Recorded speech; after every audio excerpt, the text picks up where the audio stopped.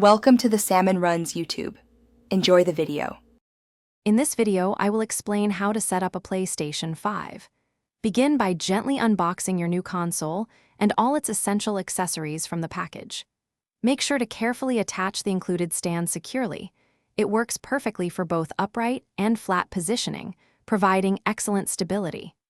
Then, connect the HDMI cable from your PlayStation 5 directly to your television, followed immediately by plugging the power cord into an available wall socket.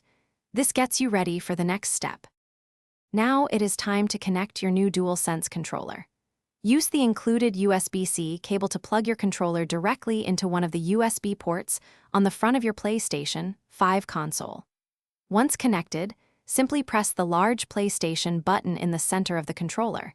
It will automatically pair. Remember to let your controller charge for about 30 minutes before diving into gameplay for the best experience. With your console powered on, you will see on-screen prompts guiding you.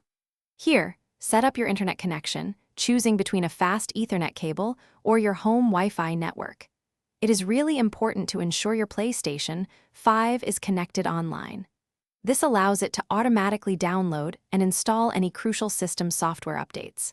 Please be patient, as this process can sometimes take several minutes or even longer depending on your internet speed.